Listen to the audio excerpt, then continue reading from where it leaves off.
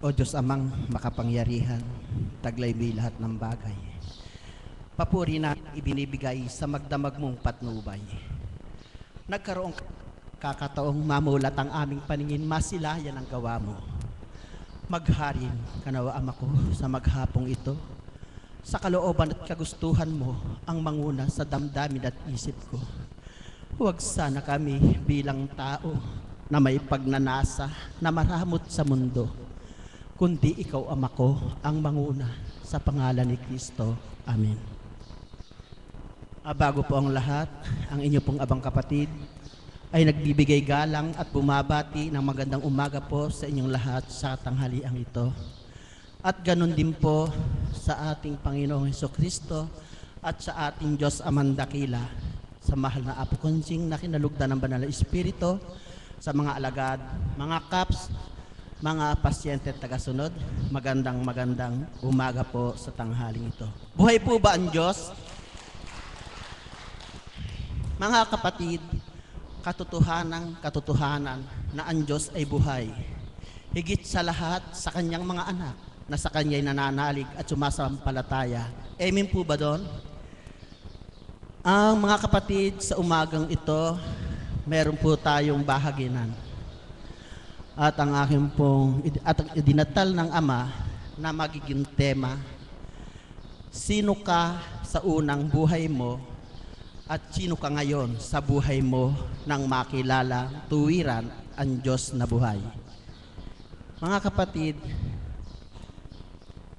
sa inyo pong pagbabahagi o sino man pong aking lalapitan o tatawagin, huwag po kayong magdalawang isip sapagkat ika nga po, ang mga taong tinatawag sa harapang ito upang ibahagi ang kadakilaan ng Ama ay hindi po sa kagustuhan ko, kundi ito po itinuturan ng Banal na Espiritu kung sino ang nararapat at higit na tumindig sa harapang ito. Amen po ba? Mga kapatid, ang una ko pong lalapitan o tatawagin upang ibahagi o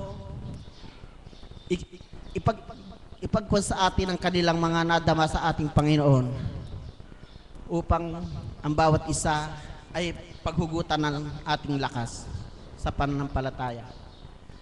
Sa mga baguhan po, harinawa po, kayo ay tumanggap sa sandaling ang ating mga kapatid na magsisipagbahagi rito ay saad po sila ng kanilang mga karanasan o magandang naganap sa kanilang buhay sa pamamagitan ng ating Diyos Amang Dakila. Ulitin ko po ang tema, sino ka sa unang buhay mo at ano ka ngayon sa buhay mo nang makilala mo ang Diyos ay buhay. Ang una ko pong lalapitan o tatawagin ay ang ating kapatid na isang alagad po.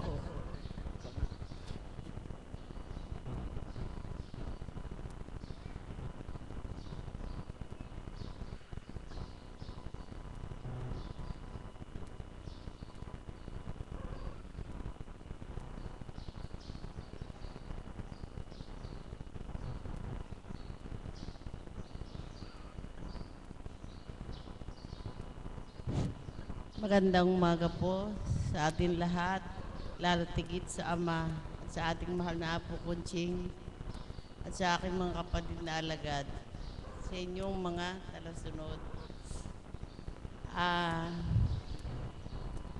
At sa dating buhay ko po, ay alam ko pong may Diyos, ngunit hindi ko po alam na buhay ang Diyos. Dating buhay ko po, gulong-gulo ang buhay ko nung ako'y makarating dito sa Dambana. Subalit, nung unang dating ko po dito, doon pa lang po sa pintuan ay meron na po akong nadama na talagang buhay ang Diyos. Kaya po nasabi ko po noon, Ama, ito na nga po ang tunay na daan patungo sa iyong kaharian. Ako po ay nagkaroon ng karamdaman na-opera po ako sa toxic goiter. Nung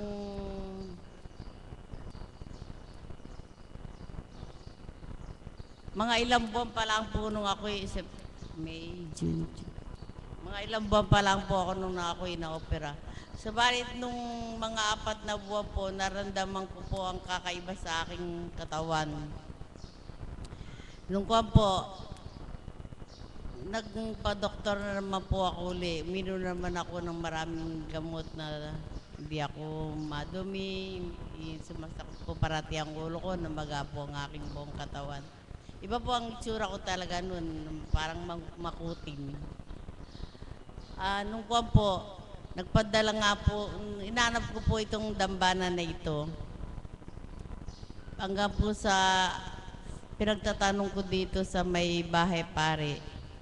Nung ko nga po dito pong araw po, nung pagdating ko po dito, talagang hindi pa po ako nakakapasok, talagang iba na po ang naramdaman ko.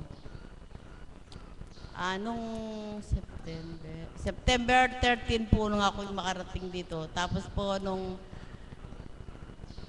December, nung ako po hirangin ng Banal Espiritu sa katauhan ng ating mahal na Apo Kunching. Nung po ako hinirang bilang isang alagad, wala po akong alam na kung anong gagawin ko, kung paano maging alagad. Para pong bata ang pag-iisip ko. Di ko po mawari ang naano ko po nun. Nung ko po, nito ko po napagnilay-nilayan. Nung nadama ko po ang Panginoon, talaga pong napakasarap po sa buhay ng Espiritu Santo sa katauhan ng mahal na Apo Kunching. Nito po, nabago ang aking pag-ugaling na hindi tama na tungkol sa unang-una, masakit sa pagmamahal sa mga sa asawa, ganyan po. Kaya gawain hindi po tama. Tulad na nga po nung pagtutunghit, sabi ko nga po, Ama, nung po palang panahon na yun, napakarami kong ginagawang kasalanan. Kasi po, ganito po, pag po ako'y naglalaro ng tonghit, sasabihin ng kabiyak ko, kumain ka na. Sabi ko po, busog pa ako. Pero gutom na po pala ako niyan. Kaya po, napakadami ko po palang nagawang pagkakasala. Kaya po, nung ako'y nakarating dito sa pagninilay ko, talaga pong malaki ang pagbabago na ginawa sa akin ng Ama. Sabi nga po, na bilang tao, hindi ko po makakayanan, nayalis ang bisyong ganun. Subalit nung kumilos ang Espiritu Santo, talaga pong buhay ang Diyos. Buhay po ba ang Diyos?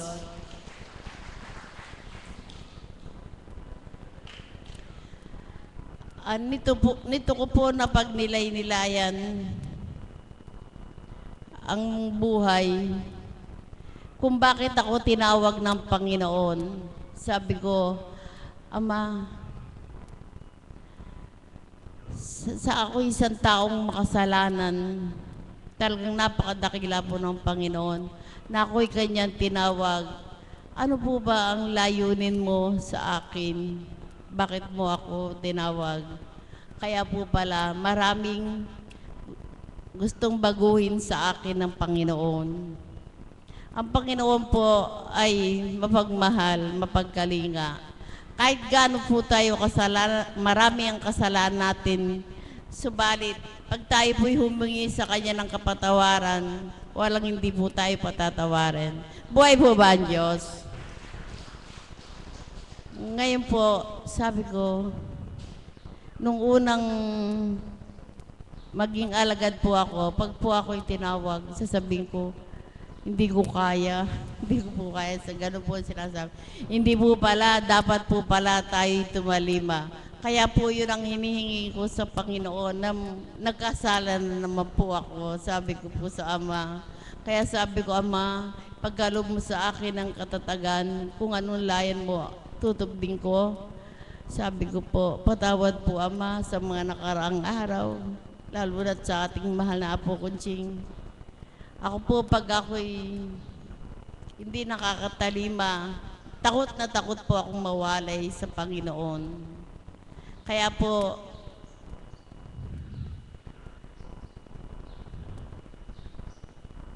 talaga pong napakadakila po ng Panginoon. Wala pong hindi posible sa kanya. Pag tayo po'y nanalig sa Kanya, ipakikita po niya ang kahiwagaan niya sa time na wala tayong malalapitan, wala na tayong magawa. Doon po natin makikita kung paano kumilos sa buhay natin. Katulad ko po mga kapatid kong alagad, katulad po ni Mami. Pagka po ako'y, minsan po nagbabasa ako ng Bible, sabi ko, inaantok ako. Sa bahay, pinasilay po ng Ama sa akin si Mami Marisa. Sabi po niya, anak, sabi niya, lumabang ka, kalaban niyan. Kasi po inaantok ako eh. Sabi ko po, Ama, Mami, patawad po. Talaga po inaantok ako. Natulog po ako. Kaya Mami, patawad po.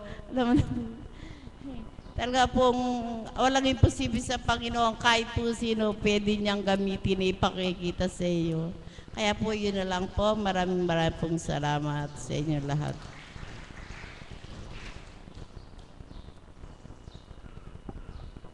Maraming salamat, mahal na kapatid, sa napakagandang pagbabahagi. Katotohanan po ang tinura ng ating kapatid na nagbahagi. Tayong lahat, kilala po natin ang Diyos. Subalit, alam po nating may Diyos. Subalit, hindi natin siya lubos na kilala. Subalit, sa araw-araw na ating pagtungo sa dambanang ito, unti-unti nating nakikilala ang Diyos ay buhay sa pamamagitan ng kanyang taong kinalugdan, ang ating mahal na Apo Kunching. Sa mga banal na salita at aral na iniluluwal ng banal na Espiritu sa katawan ng ating mahal na Apo Kunching, ating pong nadadamang tuwiran na ang Diyos ay buhay. At katotohanan din po ang sinabi ng ating kapatid na siya po ay mahilig sa tunghit. Katotohanan po, sa tunghitan, madalas kaming magkita at laging magkalaban pa. At dito naman sa dambana, sa araw-araw, sa tuwin ay magkasama. Buhay po ba ang Diyos? Ako rin po, sugarol din po. Kaya yung kapatid natin nagbahagi, kalaban ko po sa tunghitan niyan. Gusto po niyan malakasan, ayaw ng mahinaan. Kapatid Eming Cabaron, maraming salamat sa iyong pagbabahagi. Ang sino mang nagtutungo sa banal na dambanang ito at nakakarinig ng mga banal na salita at aral ng banal na Espiritu sa katawan ng ating mahal na Apo Kunching, tandaan po ninyo mga kapatid, mayroon kayong matatanggap na pagbabago sa ating puso at sa ating kaisipan. Buhay po ba ang Diyos? At ang susunod ko pong tatawagin, palakpakan po natin ang Diyos na buhay, ang ating kapatid na Pelia Dantes ng Santo Niño, San Luis, Pampanga.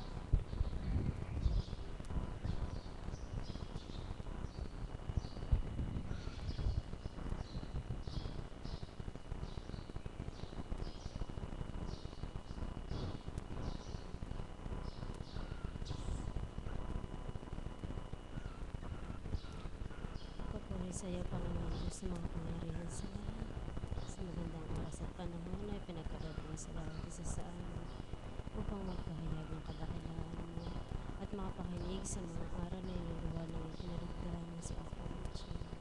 Ang lahat ng ito inihiling ko sa pangalan ng anak mo si Yesu Cristo. Amen, Panginoon. Amen. Buhay po ang Diyos. Kahapon lamang po nagbahagi ako dito, subalit kalooban po ng Panginoon upang muli ako magbahagi sa inyo. Napakaganda po ng tema ng ating kapatid sapagkat tugma po ito sa aking buhay na kung ano na nga po ba ang buhay ko noon at ngayon po sa kasalukuyan sa pamamahanan po sa Espiritong Banal. Napakasarap pong mabuhay sa piling ng Espiritong Banal. Sa dating buhay ko po, Tama nga po na alam po nating lahat na may Diyos. Subalit, hindi po natin ito nadarama kung paano po siya kumikilo sa ating buhay, kung paano po natin siya dapat madama sa bawat araw, oras, minuto ng ating buhay. Subalit, sadya po pagka nagpadama sa iyo ang Panginoon, sadya nga pong masasabi mo sa iyong buhay, sa iyong sarili na wag na pang mawalay pa sa Ama. Sa dating buhay ko po na madasalin din po ako, subalit yung pagdarasal ko, hindi ko po nadarama sa aking puso. Hanggang sa labi lamang po. Nasasambit ko man po ang Diyos, subalit hindi ko alam na siya'y buhay. Sapagkat sa unang buhay ko po, sa panganay ko halos matatapos po ang buwan, nasa ospital na po kami. Tama nga pong pinagkaloob po ng Panginoon na kumikita po ako ng malaki, subalit napupunta po sa kawalan. 4 po yung anak ko. Sa kasalukuyan po, ang panganay ko po 12 taon. At ngayon po sa kasalukuyan, may maliit po akong anak na 6 na buwan. Sa kalooban po ng Ama, noong pong pinagbubuntis ko po yung aking maliit, napakarami pong pinasilay sa akin ng Panginoon. Habang pumupunta po ako sa banal na dambanang ito, marami po siyang pinasilay sa akin. Bagamat sa bawat pagpunta ko dito, dinudulog ko sa kanya na wag na niyang pahintulutan na magdalang tao pa ako sapagkat nagnanasa po ako na sa bawat araw na pinaramdam sa akin ng Panginoon, nais ko pong maglingkod sa Kanya sa araw-araw na pagpunta ko dito. Subalit, sabi nga po, hindi lahat na nagaganap sa buhay mo, ibig sabihin, binibigo ka ng Ama. Napakarami ko pong natutunan sa loob po ng 1 taon.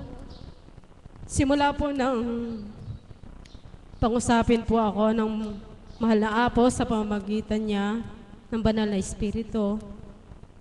March 6 po, nung pong sinabi po sa akin ng mahal na Apo na hindi lamang sa dambana ko pwede kang maglingkod.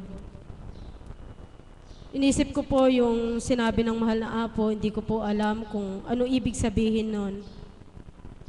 Subalit nagbata po ako. Hanggang po sa dumating po yung March 9, 2013 po yun. Muli po akong binless ng mahal na Apo. Sabi niya, anak, marapat kong ipagkaloob sa iyo. Kung ganang tatanggapin ka doon sa inyo, gawin mo ang marapat. Ako ang bahala sa iyo. Noong po nagaganap po sa aking buhay ito, hindi ko po alam kung kaya ko pong tuparin, kung kaya kong gawin. Subalit, patuloy po akong dumudulog sa ating Panginoon.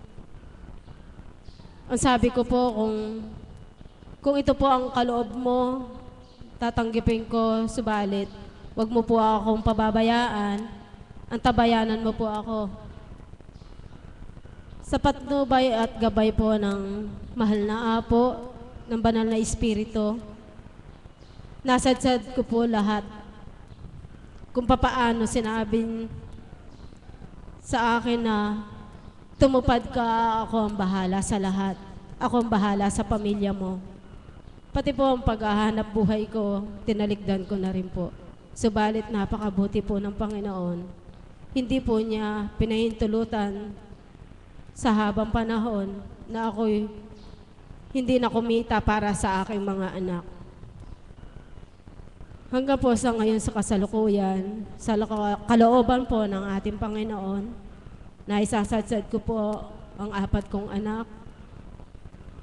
Pinapatnubayan niya po, bagamat naiiwan po sila. Sa murang edad po ng aking anak, nakakatulong ko po siya. At kung papaano din po, itinura ng mahal na apo, nung pong nakasama po ako sa Mapaniki, kung papaano po sinabi niya, manalig ka, siya ang maantabay sa mga anak mo. Lalo ko pong naramdaman ang pagmamahal ng Ama sa aking mga anak, kung papaano akong tumutupad sa Kanya. At mas higit ko pa po siyang nararamdaman, lalo na po kapag ginagamit niya po ang mga kapatid natin. Kung papaano po niya pinadadama sa akin ng pagmamahal. Damandama ko po iyon. Sapagkat, sabi nga po, papaano ka makakasunod sa akin? Papaano ako tuluyang magpapasilay sa iyo kung di mo daranasin lahat ng hirap? Hindi lamang sa kaginawaan mo ako dapat nadarama. Sapagkat nung pong Lunes Santo po, hiniling ko po sa Panginoon na bawat lalaguking kong tubig dito, inaangking kong kagalingan kung ano man ang karamdaman ng aking pamilya. Nasa kasalukuyan nga po,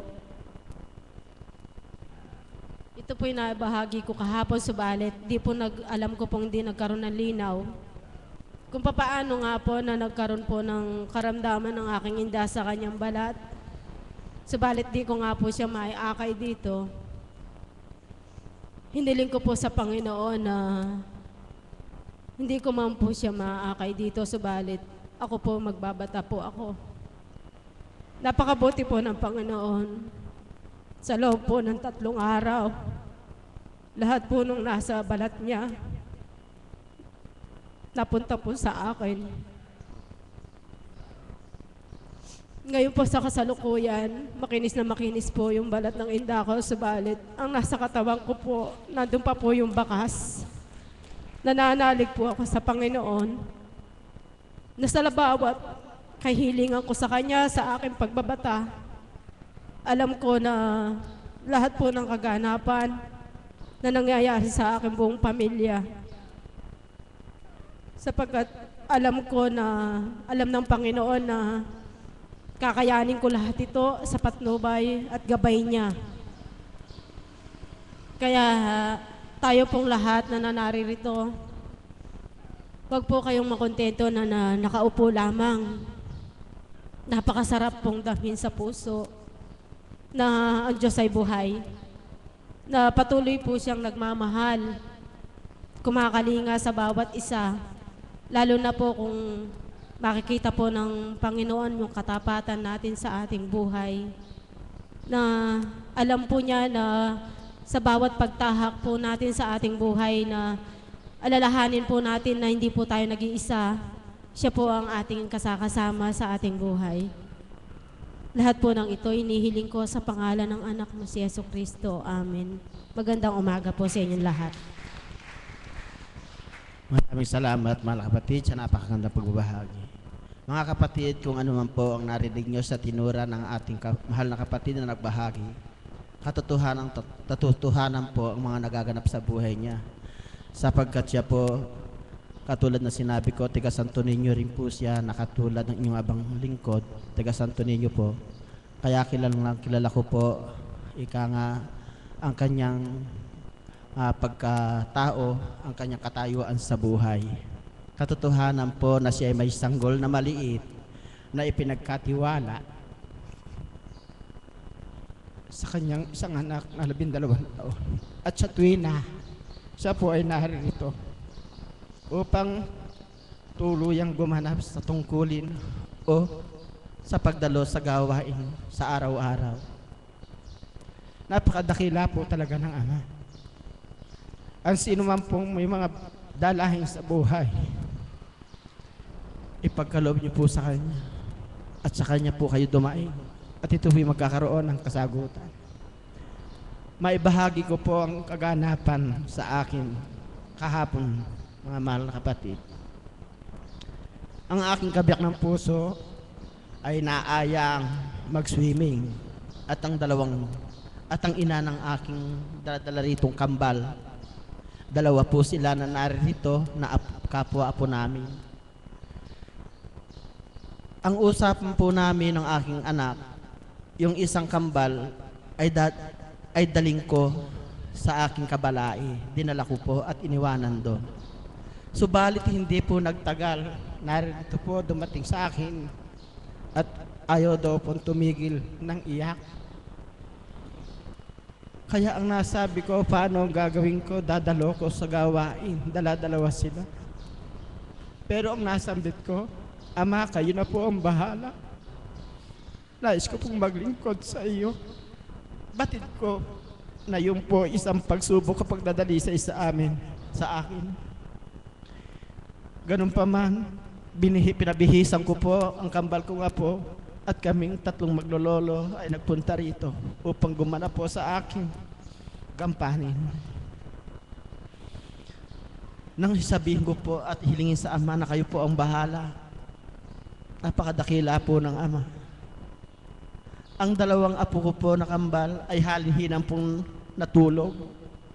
Nang matulog po ang isa, yung isa naman po ang nakagising at inabutan po ng gawain. Kaming maglolo ay narito sa harapan, samantalang ang isa ay tuloy-tuloy po ang pagtulog hanggang sa mayari po ang pagjo-joyful song, hanggang sa matapos na pong mayari ang pagbabahaginan. Doon pa lamang po nagising ang aking apo. At inaasahan po ng aking anak na babae na ina ng kambal. Iniisip po niya na ako raw po ay galit na sa pagkakataong ito, sa pagkakataong iyon, sapagkat hindi po niya inaasahan na ang kanyang dalawang anak ay mapistan sa akin. Samantalang ako, alam nila, batid nila, na ako'y may gampanin sa dambana. Nagtaka nga po sila, paano daw ang ginawa ko? Kasama ko ang Ama, sabi ko sa kanila, yung inaasahan ng anak ko na ako'y nagpupuyo sa galit, wala po silang nakitang galit sa akin. Nakangiti ko po silang hinarap. Kung katulad po sa unang buhay ko yon, bumababa pa lamang po sa sasakyan. Ika nga po ni Tita Beth, sinasalubong na siya ng bala ng Armalite. Subalit kaputok, hindi po ako nagsalita na labag sa aking kalooban. Kaya ang aking pilalong ang aking apo na anak na babae ng aking anak, tuwan-tuwa, tatay, hindi ka ba nagagalit? Ba't ako magagalit? Kasi dala-dalawa dinala mo sa dambana. Kaya po napakabuti po ng Ama, hindi po kayo pababayaan pagsasandaling ika-apo nga ang pananalig at pananampalataya isa buhay niyo po. Katulad po ng inyong abang lingkod, tamang nakikita niyo po napakaganda ng katawan. Subalit, doon po sa hindi nakakaalam, ang aking pong paa, kung titingnan niyo, puro putok na po ang ugat. Katotohanan po yan.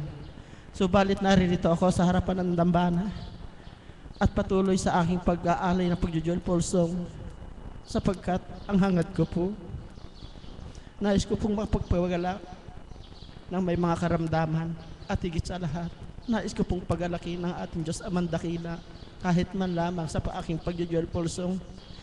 Kaya hindi ko po inaalintana ang sakit na nararamdaman ko sa aking katawan. At dingid nyo rin po sa inyong kaalaman. Ngayon po kasalukuyan sumasakit po ang aking balakang. Subalit ang lahat ng iyan ay di ko po iniintindi sapagkat alam ko po na hindi ako pababayaan ng ating Diyos Amang Dakila. Kaya mga kapatid, kayong may mga karamdaman, ipasa Diyos nyo po. At makamtan nyo po ang kagalingan, hindi man po dagli ang ito ibibigay sapagkat ito po takda-takda. Maraming salamat po. Ang susunod ko pong tatawagin, palakpakan po natin ang Diyos na buhay, ang ating kapatid na Mami Marisa, na sa tuwin ay hinuhugutan ko ng lakas sa pananalig at pananampalataya.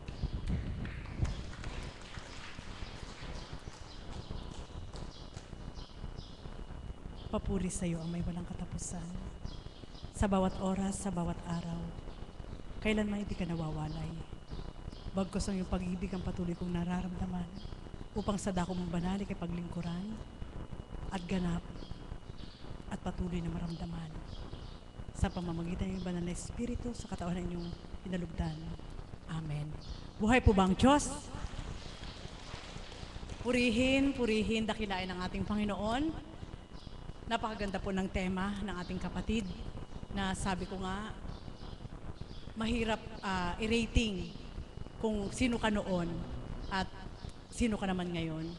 Alam nyo po, ito lang po ang ibibigay ko po sa inyo na pwede nyo maging tip na nung nakaraang araw nga po, nung Monday po ay ipinagkaloob po ng ating Panginoon na ako po ay dalawin ng banal na Espiritu sa ating mahal na Apo at doon po siya natulog. At upang ang aming oras ay hindi masayang, kami po ay nag-vigil hanggang alas 4 ng madaling araw. At yan po yung naging tema namin. Sapagkat ang binasihan po namin, yung kaukulang mula Lunes Santo hanggang Huwebes Santo, kung nagtanto po kayo na kayo'y naririto, ang bawat pahayag ng ating Panginoon ay parang, sabi nga ni Mami Beth, ina-assist na tayo ng Panginoon, ina-appraise na tayo ng Panginoon kung nasaan na tayo, ano nang nangyari doon sa buto na ipinunla niya sa ating mga puso. Amen po ba yun? Buhay po ba ang Diyos? Hindi po ba kayo nagnilay? Alam niyo po, ito po ang tip na ibibigay ko sa inyo, na sa bawat araw, doon niyo po makikilala ang isang alagad at isang kapatid na Marisa at bilang isang Apo Kunching, kung paano kami nagsusumakit. Hindi lang ako, kundi ang mga kapatid kong alagad at Caps, maging kayo rin po, na sa bawat araw ay nananabik at hindi man lang nagsasawa o dili kaya ay nauulaw sa paglilingkod.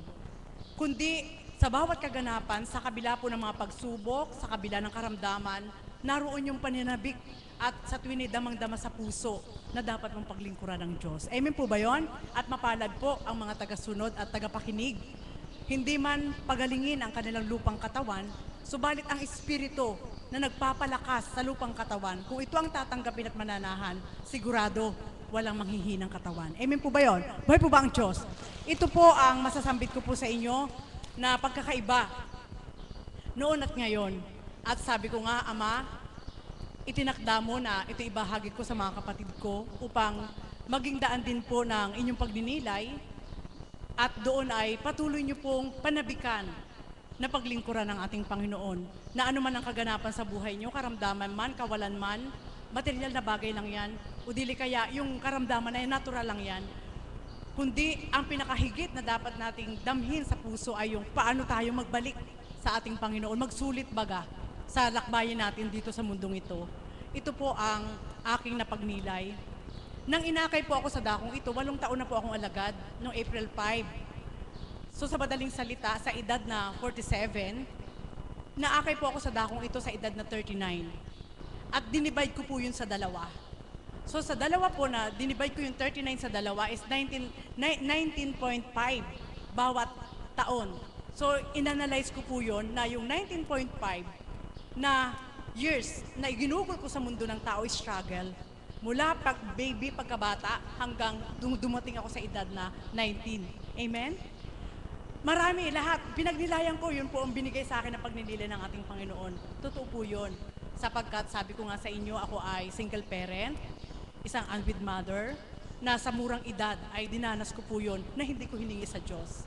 At kung akin ko pong pagninilayan sa buong katauhan, hindi naman po ako isang suwail na bata.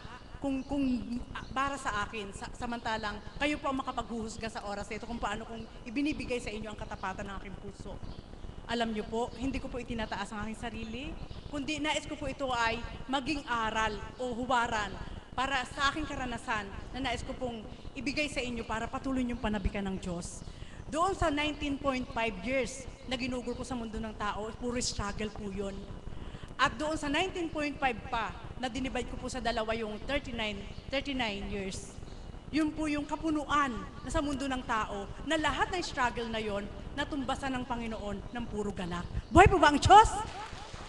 Ngayon mga kapatid, sa edad na 47, so 8 years pa lang ako naglilingkod. Ito po ang dinadamang ko ngayon sa puso ko, na ang laki pa ng utang ko sa Diyos. Amen? Mga kapatid, bakit ito po yung sinambit ko sa inyo? Pwede nyo rin pong ipag-evaluate ang sarili nyo. Sapagkat, hindi mo maaaring maramdaman na ikaw ay magsawa. At kapag ikaw ay nasa punto na na ang daming karamdaman, ang daming kawalan, doon mo minsan nalilimutan bilang tao ang Diyos na siya pala ay iyong pag-asa. Amen? Buhay po ba ang Diyos? Dahil sa kagulumihanan, dahil sa mga alalahanin, mawawala sa'yo na mayroon palang isang bayani na maaaring mga bayani ng buhay mo na hindi mo man siya nakikita, subalit makapagpupuno sa lahat ng kailangan mo. At nakita ko po sa 19.5 years na mundo, sa mundo ng tao, puro struggle. So sa mundo rin ng tao, pinunuan ng Ama ng lahat ng kakulangan na yon, sa struggles na yon, pinunuan po niya ng galak, saya, mga bagay na hindi ko nakamtan ko po. So 19.5. At ngayon po, nung inakay niya ako, 8 years pa lang ako naglilingkod. Sa madaling salita, magkano pa ang utang ko sa Diyos? Para mapareha sa 19.5, mayroon pa akong 11 years, 0.5 years na kailangan mapunuan ko po yun. Na kailanman hindi ko rin mapupunuan. Kundi kung bibigyan pa niya ako ng buhay, hanggang umabot pa ako at lumagpas pa sa 19 years na paglilingkod ko sa Kanya, nawa po ibigay niya upang patuloy ko siyang mapaglingkuran. Buhay po ba ang Diyos? Mga kapatid, alam niyo po, pinagnilay ko pong ganap yun. At yun po ang pinagsusumikapan ko po sa kasalukuyan na napakalaki ng utang ko sa Diyos. Amen? Sapagkat kung magkakaroon ka ng kontento doon sa nakamtan mo, ibig sabihin, kaya ka na tinawagan ng Ama at tumalima ka, hindi mo nakaukulan na hanapin pa ang pangmundo para gawin mo na sa kabanalan ka. Amen? Tanggapin mo sa sarili mo kung ano ka na gusto ng Diyos para sa'yo. At doon magkakaroon ng kaukulan para magsumakit ka at manabik at hindi mo kailan mo siya pagsasawaan. At yun po yung nakita ko. Sa loob ng 8 taon na paglilingkod sa Kanya, lahat ng ibinigay niya sa mundo ng tao, sa loob lang ng 8 taon, parang walang nawala sa akin. Buhay po ba ang Diyos? Amen po ba yun? Nakuha niyo po ba? Nawa po, makuha niyo po yung kaukulang pagninilay na yon, na hindi po yun basta dinadatal sa isip ng tao. Sapagkat minsan po, kapag dumaranas na tayo ng hirap, sakit, karamdaman, hindi na natin nakikita yung mga gandang bagay na ginawa ng Diyos sa ating buhay, kahit pinakamaliit. Amen po ba yon?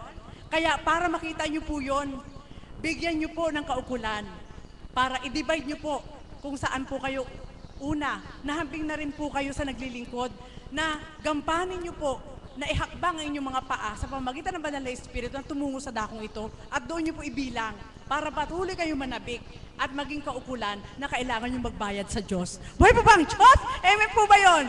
Kaya mga kapatid, yun po ngayon ang buhay ni kapatid na Marisa bilang isang lingkod sa dakong ito na nagmimithi sa tuwina na makapuno doon sa mga ibinigay sa akin ni God. Nasabi ko nga, sa mundo ng tao, sa loob ng 19.5 years, na ginugol na puro pagsubok, hindi niya ako pinahintulutan na magpakamatay, hindi rin niya ako pinahintulutan na kumapit sa tao, dahil mayroon pong kaukulan na pinanghawakan ako na ang mga sinambit ng tao hindi magaganap sa akin. Amen? At naganap po yun. Hibinidya ng hadlang ng ating Panginoon. Sapagkat ang tao, kapag ganun ang nangyari sa'yo, ang husga sa'yo mula ulo hanggang talampakan at wala ka ng mabuti makikita. Amen? Kaya anong tinura noon? Darating ang takda, yung bata, na yan, uuwi, ang daming anak sa iba't ibang lalaki. Salamat sa Ama, sapagkat alam po pala niya na ako'y maglilingkod sa Kanya, hindi po niya yung pinatupad. Buhay po ba ang Diyos? At yun po, ang isang kaukulan, kung paano ako niya binigyan ng gift, sabi nga ni Mami Beth, regalo, para magkaroon ako ng control, at maguhin niya ang isip ko, na ang revenge ko ay yun ang paraan na ako'y mag-success. Amen? Kaya mga kapatid, yun po yung kaukulan na hindi ko po yung kinahihiya kahit saan. Na hindi ko maaaring kalimutan. Sapagkat alam ko po, sa kalalagayan ng isang kagaya ko po, marami po ang nagtatago yung sinasabi nilang baho. Subalit, yun ay hindi isang baho, kundi ang kaukulan na kaganapan sa'yo na hindi ko ginusto, at ang Diyos ang may kaukulan para maganap sa akin, nakita ko na ang reason niya. Bakit niya yung pinatupad sa akin? Buhay po ba ang Diyos? Mga kapatid, nawa po, sa kasalukuyan, yun po ngayon ang minimitit nararamdaman ko sa puso ko. Ang makapagbigay ako at makapagsulit sa Diyos sa lahat ng ginawa niya sa akin. Nasabi ko nga, Ama, napakabuti mo. Sa pinakamaliit man na bagay na binibigay mo sa akin sa araw-araw, nararamdaman kong ikaw ang nagbibigay. Sa lahat ng ginagampanan ko sa bawat araw, alam ko ang lakas ay sa'yo. Kaya patuloy at patuloy po na nararamdaman ko po ang pananabik na makinig ng salita. Hindi lang sa isang apo kong Ching, kundi maging sa mga kapatid ko pong alagad na nagbabahagi sa gitnang ito, na lahat kami naghuhugutan ng lakas. At kung ano man po yung kulang po para sa amin, maaari din pong punuan ng kapwa namin hinirang, maging isang apo kong Ching, upang doon po ay mahayag ang katotohanan na ang Diyos ang aming pinaglilingkuran. Buhay po ba ang Diyos? Kaya mga kapatid, yun po, napakalaki po. Sa loob ng 8 taon bilang isang lingkod, lahat ng ibinigay sa akin ni God sa mundo ng tao ay halos sumobra na. Ngayon, dahil walang nawala sa akin, kundi isinuko ko ang lahat, yun po ang sekreto. Isuko niyo po lahat, sapagkat kung hindi niyo po isusuko lahat, hindi magkakaroon ng way si God para gumawa para sa inyo. Amen?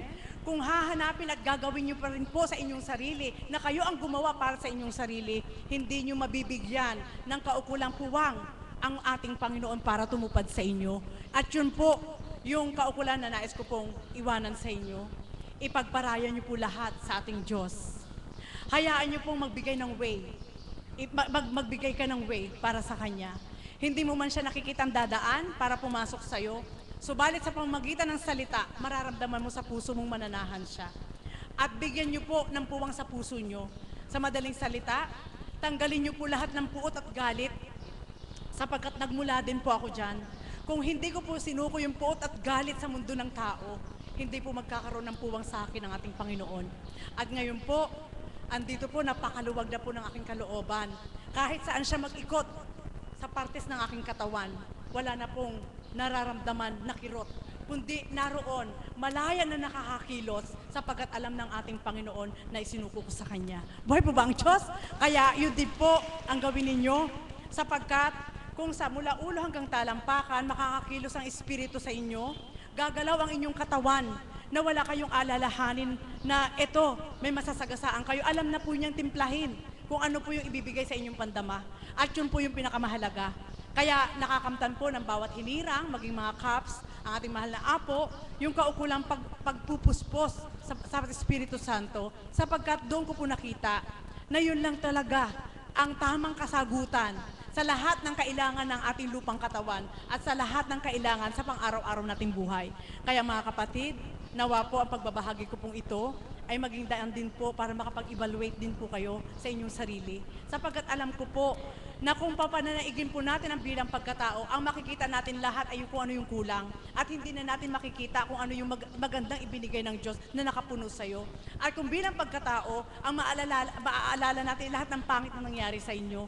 Alam niyo po, kapag ang Diyos Espiritu ang sa tuwin ay mananahan sa puso't isip mo, ibibigyan kanya ng angkop na kaukulang salita para lahat mula ulo hanggang talampakan ay maparam lahat. Yung kaukulang lumbay, yung kaukulang alinlangan, yung kaukulang pagtatanong, bagos sa tuwin na ang mararamdaman mo, anak, eto ako. Higit ako sa sapat na hinahanap mo at ako makapupuno sa lahat ng kailangan mo. Buhay po bang Diyos? Kaya mga kapatid, nawa po tayong lahat, panahon na po, na sabi nga ng ating Panginoon, kung tayo po ay nagmimithi ng masarap at matamis, malinamnam na bunga sa lahat ng ipinunla po natin sa ating mga anak, sa ating mga kaibigan, o kahit sino man, ang ating Panginoon ay nagmimithi ring tikman kung ano ang bunga ng binhi na ipinunla niya sa ating puso. Muli, magandang umaga po sa inyo sa tanghaling ito. Mami Marisa, maraming salamat po sa muli pagbabahagi ninyo. At harinawa po sa inyo mga kapatid, ang mga katagang binitawan ng ating mahal na kapatid na Marisa, harinawa po ay maging karagdagan sa buhay ninyong pananampalataya. Gawin niyo po ang lahat ng narinig niyo sa ating mahal na kapatid. Isuko po natin ang lahat. Ang puot sa ating isip, ang ating puot sa ating kalooban. Isuko po natin. At higit sa lahat, ang mga gawang hindi naayon sa ating sa kalooban ng ating Panginoon Diyos. Ako po, kaya sa tuwin ay nasasabi kong hinuhugutan ko po ng lakas sa pananalig at panampalataya ang ating Mama Marisa, sapagkat katulad nga po na sa tuwin ay aking binabanggit, ako po ay isa rin sugarol, isa sa bungero, at na sa tuwin na na sumusunog ng pera sa pamamagitan ng paninigarilyo. Subalit ang lahat po ng iyon ay isinuko ko na at tuwirang sa tuwing magbabahagi ang ating mga kapatid na mga alagad sa ating harapan at kung ating pong nanamnamin, tuwirang po sa inyong pananampalataya ay magkakaroon ng karagdagan bilang buhay pananampalataya sa ating lahat. Kaya Ma'am Marisa, kahit sa araw-araw na po na inyong pagbabahagi, hindi po namin kasasawaan sapagkat napakaganda po ng bawat mga salitang inyong binibitiwan at kung ito sa tuwin ay patitimuin sa ating kalooban, ito po yung magsisilbing isang malaking karagdagang buhay pananampalataya. Muli maraming salamat po. Ang susunod pong tatawagin, palakpakan po natin ang Diyos na buhay sa ating kapatid na Pilar upang maghandog po ng isang awitin.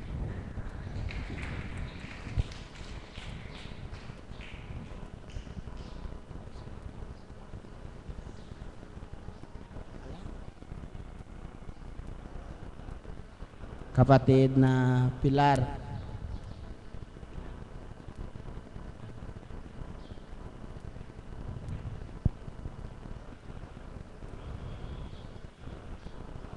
habang nag-iisip ang ating kapatid na Pilar, salubungin natin ang masigabong palakpakan. May kasama po kasing alaga, nasa CR po. Pasensya na po. Purihin ka, Ama.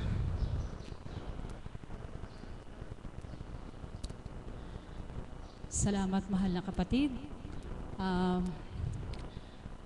Para po sa inyong lahat, nais kong pong pasalamatan ang ating dakilang Ama, Anak at Espiritu Santo sa buhay na kaloob niya noon at higit lalo ngayon.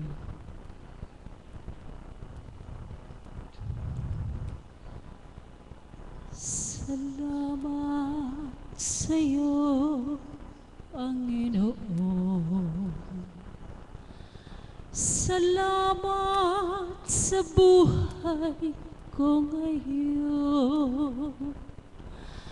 Kung hindi sa iyo ay walang matatamo ang mga pagsusumikap ko. Kaya sa bawat sandali sa iyo ako'y nagpupuri dahil sa iyong kabutihang aking nakamta.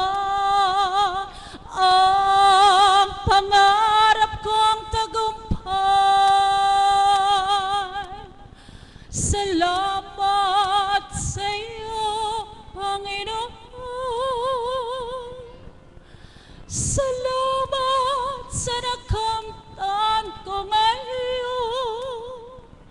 At kailanman sa iyo ay hindi na bibitaw ang buhay kong ikaw ang siyang tanglaw.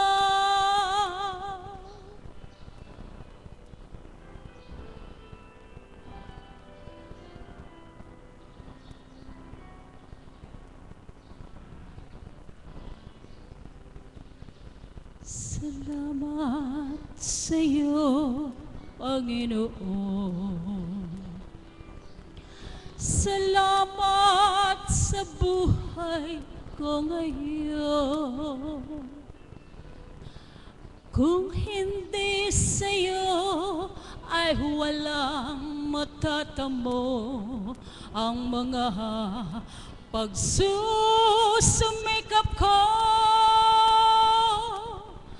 Kaya sa bawat sandali sa iyo ako'y nagpupuri dahil sa iyong kabutihang aking nakamta. Ang pangarap kong tagumpay. Salamat sa iyo, Panginoon. Salamat sa nakamtan ko ngayon at kailanman sa iyo ay hindi naliligaw ang buhay kong ikaw ang siyang nagbigay. Salamat sa iyo, Panginoon. Salamat sa nakamtan ko ngayon at kailanman sa iyo ay hindi na bibitaw ang buhay kong ikaw ang siyang tanglaw. Salamat sa iyo, Divine Mercy. Salamat sa iyo, kinalugtang na tuwirang iyong pinanahanan ng iyong dakilang Espiritong Banal. Salamat sa iyo, Apo Conching. Salamat sa iyong paghahandog ng iyong buhay na buong iyong inialay sa ating dakila, Diyos na buhay.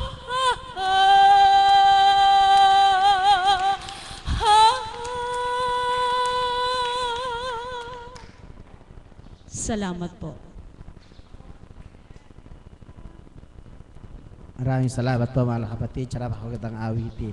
Katotohanan po ang tinura at inawit ng ating kapatid na halinawa po sa tuwina sa umagang pagkagising ang lahat ng papurit pasasalamat ay ating ialay sa ating Panginoon Diyos Amang Dakila.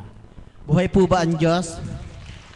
Ngayon po, ang susunod kong tatawagin ay isa pa pong pinaghuhugutan ko at pagbibigay ng lakas sa bilang pananampalataya ang ating mahal na kapatid na Bet Chico upang higit na magkaroon ng kaalaman ng sa ating pananampalataya.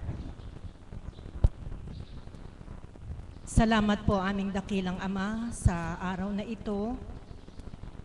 Pinapupurihan kita at pinasasalamatan sa lahat ng mga anak na inakay mo na makarating sa banal na lugar na ito. Batid niyo po ang laman ng kanilang puso at kaisipan, ng kanilang mga kahilingan, kaya sila'y naparito. Nawa po'y hindi sila mabigo. Mga karamdaman naway magkaroon ng kagalingan. Mga problema naway magkaroon ng solusyon at kalutasan na walang makapagbabahagi kundi kayo lamang. Kaya samot dalangin ko, umuwi sila na puspos ng kagalakan dahil sa pagpapadama mo ng wagas na pagmamahal na mula sa iyo. Amen po ba? Palakpakan nga po ulit natin ang Panginoon. Ang tema pong ibinigay ay sa madaling salita, noon at ngayon. Sa simpleng lengguwahe, ganun lang po yung ibig niyang sabihin.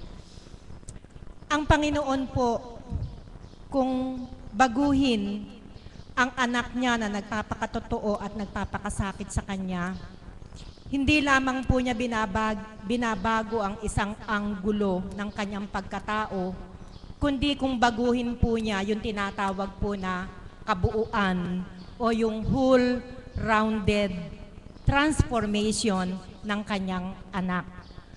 Ganun po ang ginawa sa akin ng Panginoon. Kaya't nagpupuri po ako at nagpapasalamat na naakay ako sa banal na lugar na ito, sapagkat katulad nga po ng nasasabi ko sa mga naging una kong pahayag, hambing ako sa isang napakapangit na uod, subalit ginawa po niya akong isang magandang paru-paro. Palakpakan po natin ang ating Panginoon. Bakit ko po nasabi yan? Physically, kung nakita niyo po ako nung bago lang ako dito, kakaiba po talaga yung itsura ko. Matigas ang mukha ko. Dahil po sa nature ng trabaho ko, tumigas na po yung mukha ko na naging katakot-takot po, paano ba yon? Yung fearful, kinatatakutan ng aking mukha, makita lamang nila ako. Dahil nga po sa nature ng trabaho na naging kinatatakutan nila ang mukha ko. Naging discipline coordinator po kasi ako noon, kaya yung mga bata, makita lang yung anino ko, ayan na si Ma'am Chico, tahimik na sila. At nung ako, yung mga batang ito'y nasa high school department na at ako'y nasa elementary, nasa high school na sila, takot pa rin sila sa akin. Ganon din po yung mga magulang, pag may mga problema, ayaw po nilang lalapit sa akin dahil natatakot po silang lumapit sa akin. Purihin ng Ama, hindi ka po pala magiging masaya kung ang damdamin mo, ang mga tao ay takot sa'yo. Hindi po pala yung masaya yung ganon. Salamat po sa dakilang Ama nang mapunta po ako dito, nawala na po yung tigas ng mukha ko. Naging malambot na po yung dating ng mukha ko, yung arrive ng mukha ko. At sabi nga po nila, sa mga nakakakita sa akin na nakakarating dito, nagugulat po sila sa akin dahil malaki daw po ang nabago sa aura ng mukha ko. Sa madalit salita, nakakahiyaman sabihin, gumanda raw po ako. Palakpakan po natin ang ating Panginoon. In a very short language, so po, mukha daw po akong bruha. Kaya noon nga pong nakita ako dito, ng mga magulang na nakakarating dito, sabi po nila, bakit nakarating dito yung bruha na yan? Yan po yung sinasabi nila. Purihin ng Ama, mga banal na salita po pala ay nakagaganda. Kung ang banal na salita po pala ay pagsusumikapan po nating tanggapin at ang ating isabuhay, gaganda po pala yung aura ng mukha natin. Ang ikitapapangit po pala natin ay yung sobrang pag-iisip, yung sobrang stress, yung sobrang pagtatrabaho ng utak. Kaya salamat sa Ama, yan po ang una niyang binago sa akin. Physically, healthy din po ako. Dati po masasakitin ang ulo ko. Dati po lagi akong nahihilo.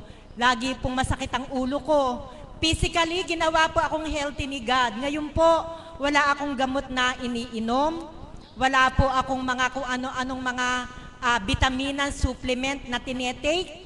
Pero awa po ng Panginoon, yung mga kaedad ko, mukhang lolang-lola na ang itsura nila. Hirap na silang maglakad, marami na silang nararamdaman.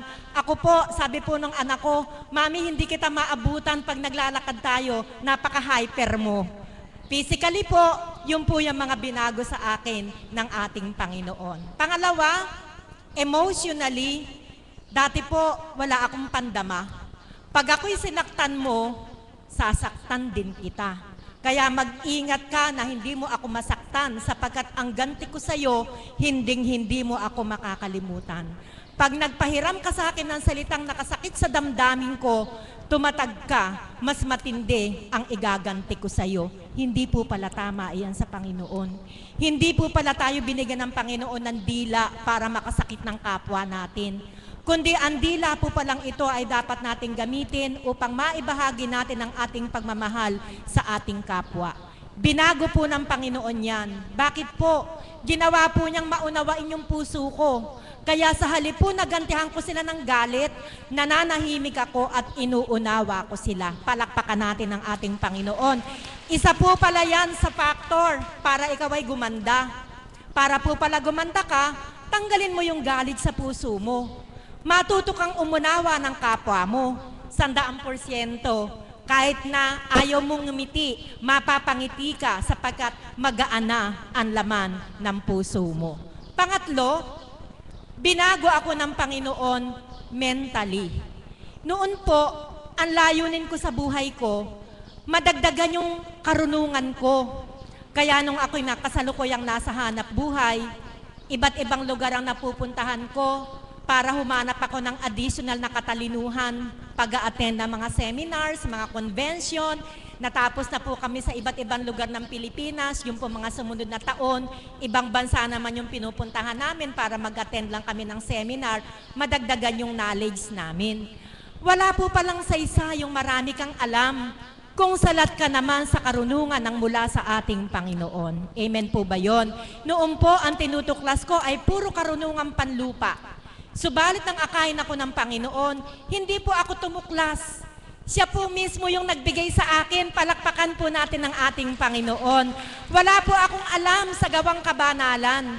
Subalit nang ako'y mapunta dito, sa kakapakinig ko ng mga banal na aral, pag pala ito'y isinabuhay mo sa iyong puso't buong pagkatao, yung po palang mga banal na aral na ito ay kusang nunukal upang maibahagi mo naman sa iyong kapwa.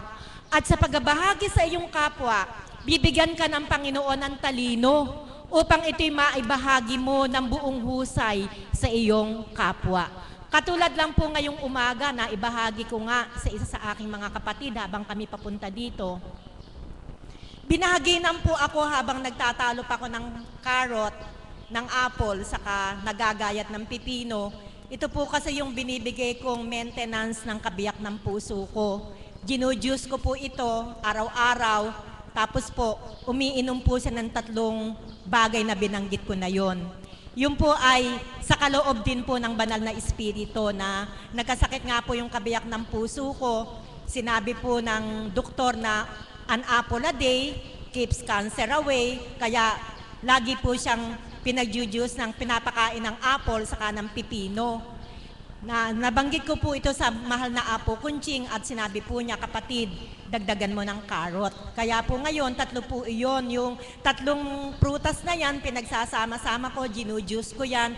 At nabasa ko din po sa karunungan pantao na yung po palang 3 prutas na yan, siyempre po, sa Panginoon din po yan, sa kaparaanan ng Panginoon. Ito po pala ay nakaka-detoxify. Ibig sabihin, yung mga toxic na nakukuha natin sa mga pagkain kinakain natin, sa hanging ating nalalanghap na pumapasok sa ating katawan, yung po palang 3 prutas na yan nakakatulong para mamatay yung mga toxic na pumapasok sa ating katawan. Sabi po ng banal na espiritu, sa katauhan ng ating mahal na Apo Kunching, lahat daw po tayo may cancer cells. Kaya lang po na-activate. Bakit sa kanila ay tumatalab? Sa iba naman may cancer cell, bakit hindi naman tumatalab?